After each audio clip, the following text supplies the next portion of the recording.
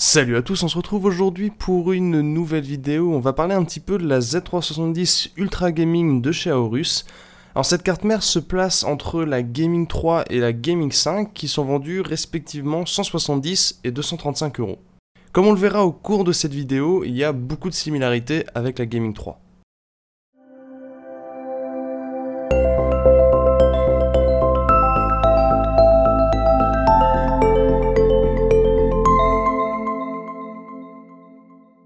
Au niveau du bundle, c'est assez classique avec les caps SATA, l'IO Shield, la notice et un petit sticker, même si c'est un petit peu léger pour une carte mère vendue 180 €.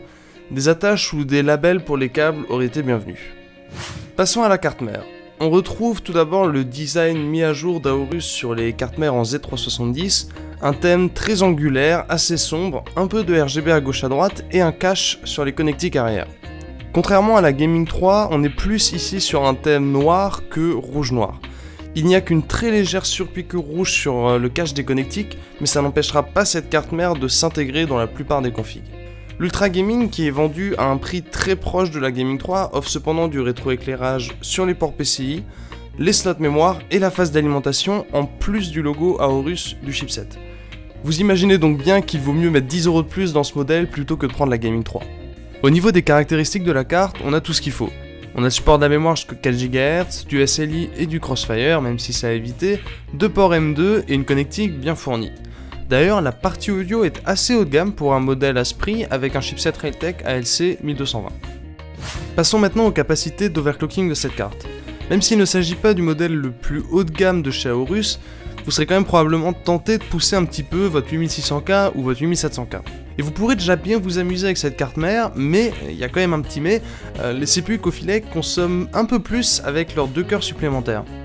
Et du coup, la phase d'alimentation à cet étage permet déjà de bien monter en fréquence, mais comme on me l'a fait constater sur le serveur Discord, des youtubeurs américains ont constaté une chauffe assez importante des VRM, la phase d'alimentation, lors de rendu ou lors d'encodage si vous dépassez les 1,3 volts sur le V-Core. Des retours que j'ai eu d'abonnés ayant cette carte mère, les températures restent tout à fait raisonnables avec un overclocking modéré aux alentours des 80 degrés pour les VRM avec une tension entre 1,2 et 1,25 volts. En conclusion, on est ici face à une carte mère qui, avec ses fonctionnalités et son rétroéclairage, est bien positionnée face aux autres modèles en Z370.